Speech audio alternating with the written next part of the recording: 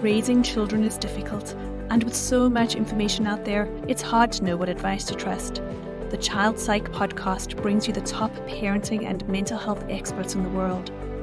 This podcast is designed to encourage and educate you with the most up-to-date research and concrete strategies that foster healing and resiliency in children and teens, and tools that make parenting easier. Whether you're a professional or parent, you will walk away with answers that empower you, and you'll feel more confident knowing you are on the right path. Most importantly, we're here because we need to raise a generation of children who don't need to recover from their childhoods.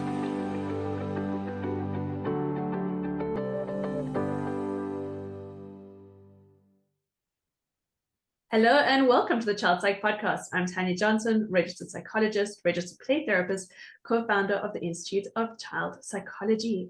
Today we are so incredibly excited to have Dr. Rebecca Hirschberg with us. Rebecca is a clinical psychologist, parenting coach, public speaker, author of the Tantrum Survival Guide, mom, social justice advocate, and holder of snacks. That's my favorite. Holder of snacks, aren't we all? Welcome, Rebecca. Thank you. That's not on my resume, but it should be. I guess it's on my, I guess you got it from my social media. So yeah, maybe it is. Maybe that's my new resume. You know what, I actually, because I'm a mom to two little ones, I'm not sure how old your little ones are now, but I am completely above all else the holder of snacks too. And wrappers. And mine are older now. They're 8. Well, mine are 8 and 10. And I'm still holding wrappers. And I do, like, it takes me a second because I'll just take them and then I'll be like, wait a second, you're 10 years old. Like, no, you walk this over to the garbage. So it's the wrappers, and then it's also hair ties. I'm also the holder of hair ties. I have hair everywhere. It drives my husband crazy. It's 2 little girls. So interesting. Like, I have 2 boys and only one had long hair and he cut it off. So we never got to the hair tie phase. There you go. Hair ties and socks everywhere. Oh, socks. One lone sock. Yes. One sock. So my 2 are now 8 and 6 actually, and I'm a slow learner, but we started a sock basket this last week, and it's working beautifully so far. Oh, very nice. Okay, I'm gonna look into that with my 10-year-olds. Part of me resists it because I'm like, you really should know how to do this. But I talk to parents all the time about how that actually is not a helpful attitude. So maybe I should take my own advice. Rebecca, moving on from our socks, your book, The Tantrum Survival Guide, so great. At the bottom here it says, tune into your toddler's mind and your own to calm the craziness and make family fun again. I think so many parents can relate out there. Yeah. It's a biggie. It is a biggie. And I wrote it while my kids were of tantruming age. And that's what I was feeling. I was feeling like, wait, isn't this supposed to be fun? You know, like I've got 2 little kids. Isn't this supposed to be great? You know, and so that title was very close to my heart because it's one of the things that I felt and hear the most from clients is like, this is just so hard all the time. Like, where's the fun part? Yeah. And I think what I love in the book is you talk lots about your own experiences and just show how, like, sometimes you can also have all the tools and you're still going, what just happened today? That was crazy. Mm-hmm. Absolutely. And that there's no such thing as, and I think that's an important point, because if it were that easy, we could all read like those internet article, you know, the top 10 things to stop tantrums, and we wouldn't have, if it was just about the tools. But it's not. It's about our own nervous systems and our own history and our own, it's like, how do we access those tools once we're in that situation? And then there's no such thing as our kids not having tantrums. I mean, that wouldn't be healthy. So again, just setting expectations that it's not that if you have these tools and this understanding, you're going to eliminate these things altogether. Ideally, you make them less frequent, less intense, less long, but they're still going to happen. And they're still going to be really hard. Yeah.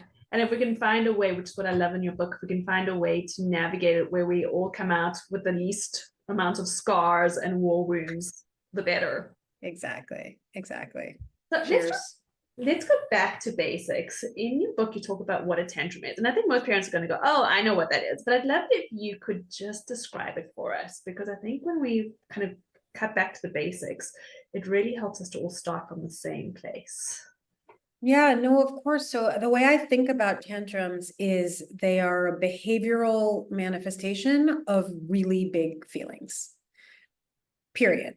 Love it. And we could get more tech, there's some people now writing about what's a tantrum versus a meltdown, and is it the same if there's neurodivergence? And there's all kinds of nuanced questions that I think are important, but for the purposes of a parent, I think, who's trying to deal with a kid's tantrum, it's just your child is having really, really big feelings and it's coming out in their behavior.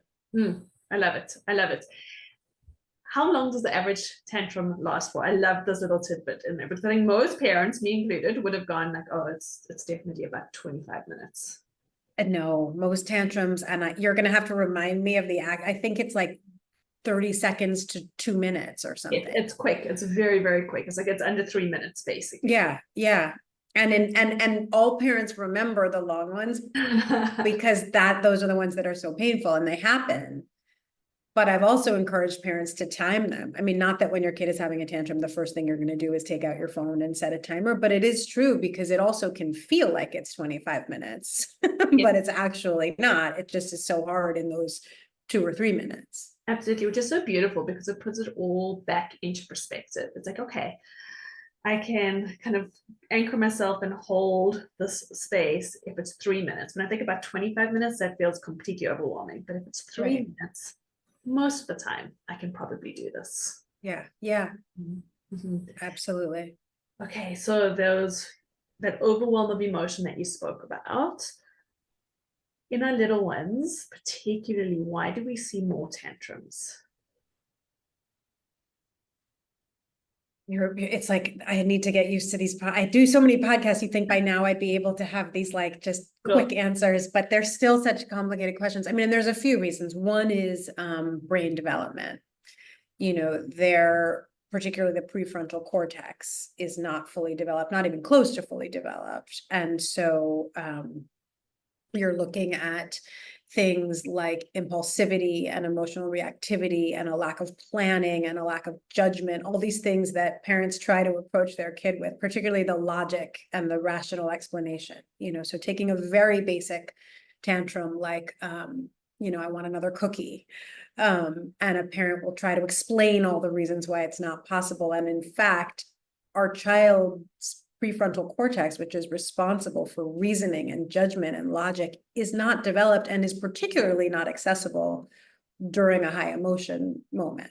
And so I'll never forget doing a home observation and a kid is screaming for milk and the mom is saying, I don't have any milk. And the kid is like, I want milk. And the mom's like, I don't have any milk. And it's like, you're literally never going to get anywhere because the fact that you don't have milk is beside the point to this kid. The second reason that I often really try to think about and talk about with clients is that, and it's related, our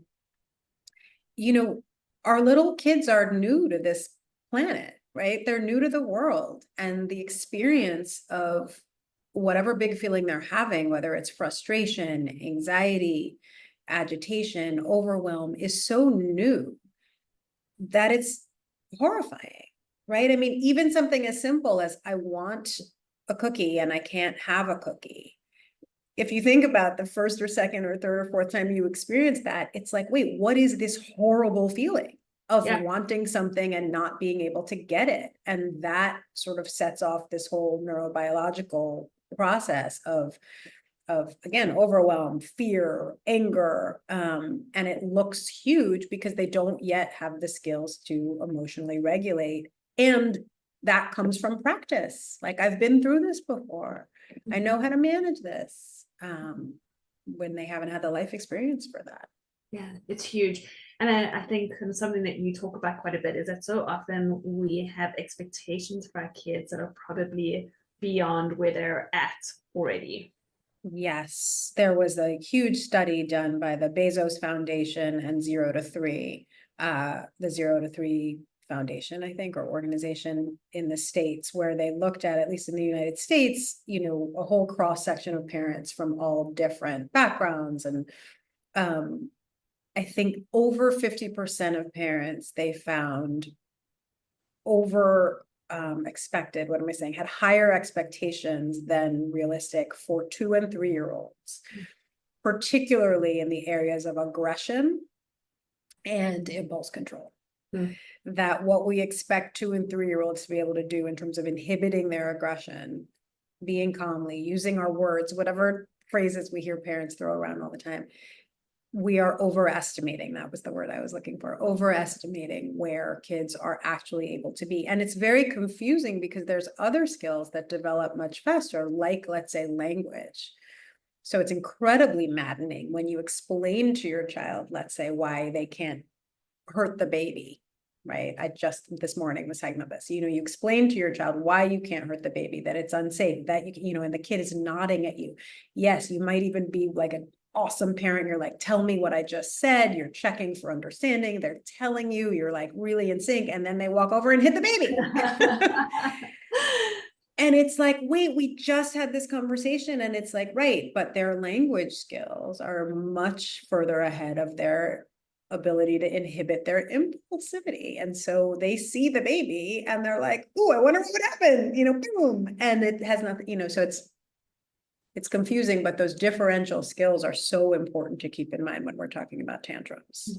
It's huge. And I think even just a little bit older, I actually had this discussion with my husband this morning. So we've got the 8-year-old and the 6-year-old, and they do piano lessons, and there's an expectation. We sit with them, but 10 minutes a day of piano, and the 8-year-old is fine, no problem. The 6-year-old just cannot do it. So it's just this complete overwhelm for her. Yeah. And so often we look at her and we think of her sister and we go, oh, it's 10 minutes. What are you talking about? It's nothing. 10 minutes a day. Who cannot do 10 minutes a day? But their capacity is so different. But we often put the 6-year-old up at the 8-year-old's level and treat her very similarly to the 8-year-old. Yeah. Especially if that, so I have an 8-year-old and a 10-year-old, and my 8-year-old is actually somewhat big for his age. So wherever they go, people ask if they're twins, which of course makes my 10-year-old crazy. But they're not. And so it's easy to say, look, you can both do the same things. It's a simple, and yet they're 2 years apart. And when you're a kid, your brain is developing rapid fire. And so a 10-year-old and an 8-year-old, or an 8-year-old and a 6-year-old, are at really different stages in their capacities. Yeah. And it's always such a good reminder, such a good reflection to go, hold on, we need to slow down a bit here. Yeah. Okay, family dynamics. I know this is probably a podcast all by itself, but how do family dynamics kind of add more combustion to the fire? Oh my gosh, how do they not, right? Yeah. Is a better question. Like, I talk a lot about in the book about how a tantrum is a dance. That it's an interaction. It's not just something that's happening in isolation. It's something that's happening with your child, and then you respond, and then your child responds, and then you respond. And so, of course, your response impacts the tantrum, but then you add a third person or a fourth person, and they're each coming to the table with their own expectations, their own cultures, their own backgrounds. And it's all kind of playing out in how the tantrum unfolds. And so I'm just thinking of, parents will often tell me, of course, my child has the worst tantrums around my in-laws or around my parents. And I can't believe that always happens. It's like, well, that's not a coincidence, right? Like, how are you when you're around your parents? Well, I'm on edge. I feel like I'm being watched all the time. I feel like they don't trust the way that I'm parenting. Okay, so then you're coming at your child in a more dysregulated state yourself. Again, I can give 25 different examples, but I think the key point is that your child's tantrum is not in a vacuum. Your child's tantrum is happening in the context of family dynamics, both present and historical. So it's always so much harder, because I think in some ways it's easier to look at our kids' behavior and go like, what is up with this kid? It's much harder to look at ourselves and go like, oh, okay, what's happening here for me? What are my triggers? How am I responding or reacting to my child? Right. Harder. It's such a good exercise. It's like, well, my child always has tantrums at bedtime. And so of course you can look at that from the child's perspective. It's the longest separation of their day. They're tired. They want you to stay in their room. But you can also say, well, what happens to you at your child's bedtime? And for parents, a lot of times it's like, I'm just done. I just want them to go to sleep so badly. I'm so frustrated. And so you take that combination. It's like, well, of course, the more you're communicating, I'm just done. I can't deal. I need to go just have some alone time or some time with my partner. Well, of course, your child is picking up on that and becomes even more anxious about the separation and more, clingy. And, so again, it's not enough to look at what's going on with our child. We have to look at what's going on with ourselves and then think about the interplay. So important. Okay, so I know for lots of parents listening in, they're going to be asking, okay, but what do I actually do during a tantrum? So what do I need to be aware of before the tantrum? What do I do during the tantrum? And then what do I do after? Huge question. And I just asked you basically to summarize your book. I'm like, wow, okay. How much time do we have? But if we were to give people, let's start with before the tantrum, just a few pointers on things that we could be aware of to help mitigate that tantrum. Yeah, I mean, before the tantrum, I think your biggest point of power as a parent is anticipating and expecting what are things that are going to be difficult for my child, and can I get ahead of them, and can I proactively join with my child? So I think of I just yesterday had an experience where the ice cream truck is still in my neighborhood, and with its song and whatever, it's like, okay, well, we're walking in a direction. There is an ice cream truck. I'm not gonna wait for my child to ask for ice cream and melt down when I say no. I'm gonna say, oh, I hear the ice cream truck. Hold my hand. I'm about to tell you something, and you might want to be holding my hand for this. We're not gonna get ice cream.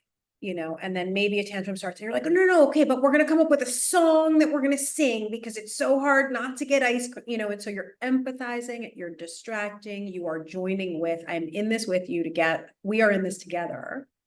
And that can be, you're going to have to get in your car seat. We're going into a big box store, which is tremendously overwhelming. We're going to Thanksgiving at grandma's. Kind of, what are the expectations? What are the things that are going to be hard? How can we join together? Obviously, it looks different if you've got a 2-year-old or a 4-year-old or a 6-year-old or a 46-year-old. But I think those are really important tools. And that's where, if you can start to notice your own triggers and your child's triggers, that's where things like humor and playfulness can be really helpful. Physical affection and touch, modulating your own tone and your own body language to have a more soothing cadence. Beautiful. Yeah. Then then your kid goes off the cliff anyway. Yep. Right? Like, I want then the ice cream. right. You've done all the things and you're walking by the ice cream truck and they start really falling apart. You don't actually have a ton of power in that moment. And I think that's just important for parents to know. I think the best thing that you can do there, I talk about this a lot in the book, is can you stay regulated enough to, because when I say stay regulated, parents are like, oh my God, come on, please don't say that again. Like, I know I'm supposed to take a deep breath, but can you pause? Because once you pause, you can actually decide what you want to do. So you're walking by the ice cream truck and your kid really starts losing it despite your best efforts. If you can pause, you can ask yourself, what do I want to do here? Do I want to pick my child up and go by as quickly as possible because they're screaming and crying and I just want to get it done? Do I have 15,000 other things on my mind and it's been an awful day and I gave it my best shot, but you know what? Today I'm going to give in. I don't have the capacity, I have a headache. I'm just going to get the ice cream. Do I want to just continue to talk to my child, walk by slow, like, you have different roads that you can take, and none, I want to say this in a way that really highlights it, none is the right road. There are perhaps ways we try to trend toward being consistent. We try to trend towards staying regulated. We try to trend, but it's always at that moment, just a choice point at a moment in time. And we can always make adjustments later. And you do have options, because I think parents get the most frustrated when they feel trapped. They don't have options. Now their kid is running the show. They've lost all control. And that's just not true. So I would say the most important thing during the tantrum is to pause and then make a decision. If your decision is you're going to ride the tantrum out, then you ride the tantrum out. And it doesn't have to be that you're angry and upset and frustrated. It's sort of like, this is a choice I'm making. This is a storm. I'm going to sort of hang out in the storm and wait for the storm to pass. I'm not going to talk a lot. right? I'm not going to constantly be trying to distract. Like that's where I'm not going to use humor and I'm not going to use distraction because chances are it's going to escalate things more. I might try to empathize still, you know, and just say something like, "Oh, it's so hard," but sometimes that's met with like, "You." So okay, okay. So And that then at that point, yeah, we're really just a safe container for the kid. If that's what we choose to do in that moment. exactly. If that's what we choose to do, we're just a safe container. And we're not, I think this is also important too, given kind of the parenting atmosphere that we're in at this moment in time. It doesn't mean we actually have to stop everything and just be a safe container and like make it the center of the moment. Like it's okay if your child is having a tantrum to say like, I see you're really upset. Like, I'm going to go to the fridge and get myself a snack. I'm hungry. You know, like that's being a safe container because that's communicating, I'm not worried about you. I'm here for you. I know it feels like the worst thing in the world that you didn't get ice cream, but I'm not that worried. I'm okay. And that communicates to our kid, oh, I'm okay too. As opposed to your child touches the stove, you get super, super upset because your kid's not okay. And they take their emotional cues from you. And that's you know, so just being aware that I've worked with a lot of parents recently who've interpreted what they've read online or whatever it is, where it's like, well, my child has a tantrum. I have to sit with them the entire time, or I have to, and there are times that's effective and appropriate. Again, there's no one right way to do this. But it often leads to this question of, well, will my child feel abandoned? It's like, no, your child is going to maybe feel frustrated that you left the room or that you just walked to the other side of the kitchen or that you took out your phone, but like, it's okay. If you're not doing it in anger, you know, if you're going to keep acting like this, I'm going to take out my phone. No, but just like, oh, honey, you're having a hard time. You know what? I have a couple emails. I'm just going to sit here and, you know, like, that's okay. And then after the tantrum, I mean, again, I'm just thinking like, you're just a warm, safe place, like hugs, I think. You know, parents always say, well, I don't want to reinforce that behavior. You're not, your kid's not having a tantrum if they've legitimately gone off the cliff, right? Which is my metaphor. They're not, I don't know how to say this concisely. They're not, they're not less likely to do that in the future if you give them a hug at the end. If they haven't yet gone off the cliff and they're kind of working you because they're smart, then that's where kind of behaviorism can come in, and you might reinforce something by, if you can't tolerate their negative feelings, and so you quickly give them the ice cream or whatever it is. But if they've had a tantrum because they couldn't get ice cream and afterwards you're hugging them and loving them up and saying like, man, that was rough, you know, glad we got through it together.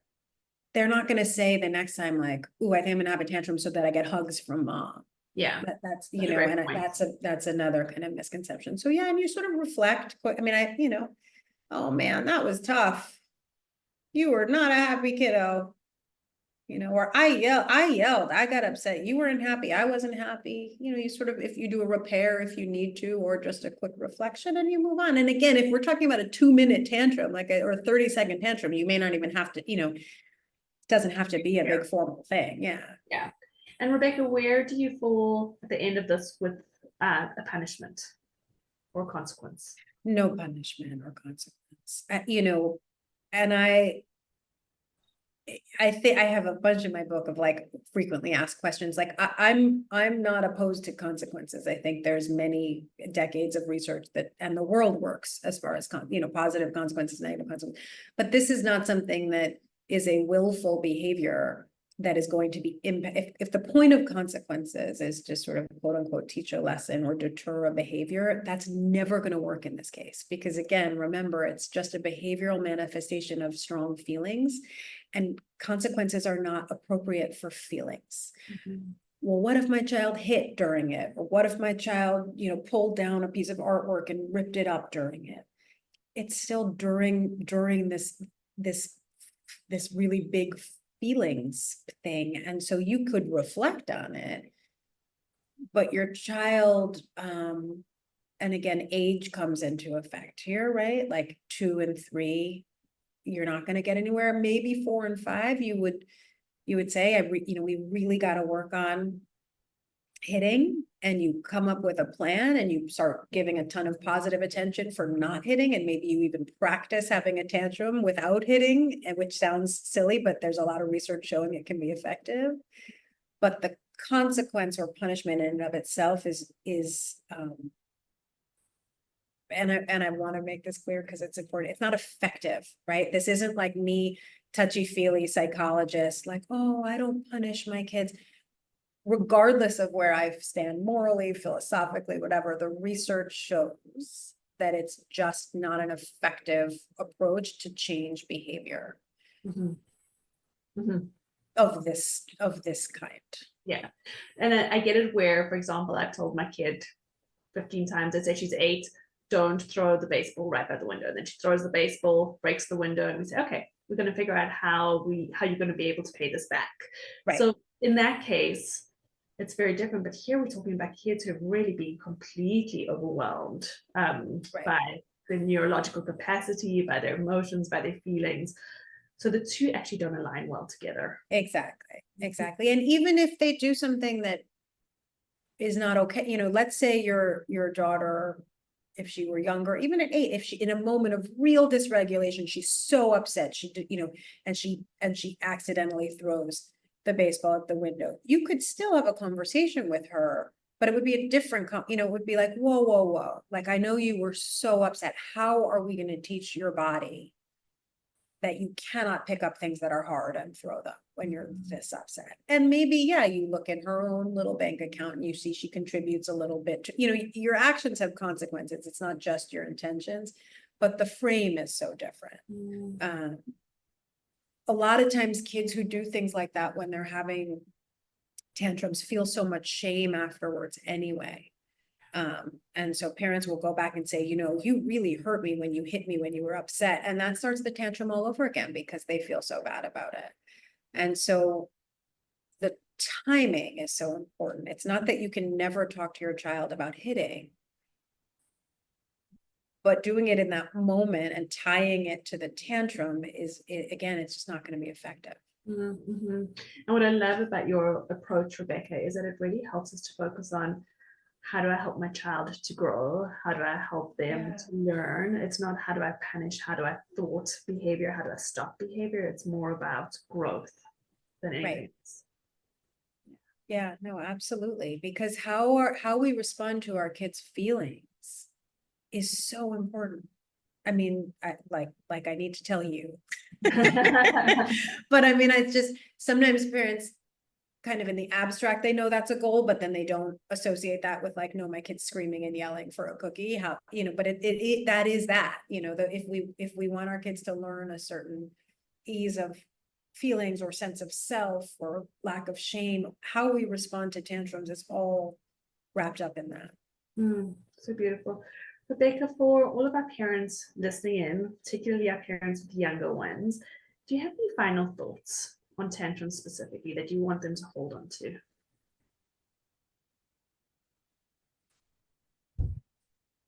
We've covered some really important ground already. I mean, that they are quote unquote normal, typical, that I, as a clinical psychologist, worry more about kids that don't ever have tantrums.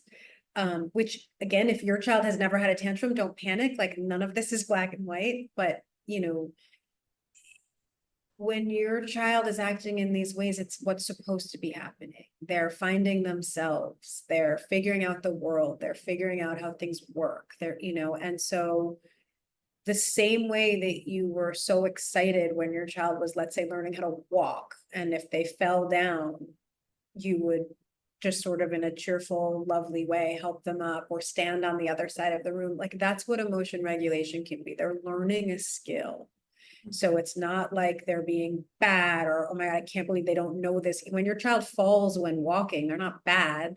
They just haven't figured out how to walk yet. Even if they fall into a, you know, the dog's water bowl and it makes a mess for you, you know, it's the same idea. They're learning what it feels like to have emotions, how to handle them, how the world responds to them. And if you look at it through an attachment lens, because parents will say to me, well, the world isn't going to be kind if you start screaming and yell, you know, he needs to know that if he screams and yells, you know, it's like, but if you look through an attachment lens, he will learn not to scream and yell if you, as his attachment figure, are safe and nurturing and warm.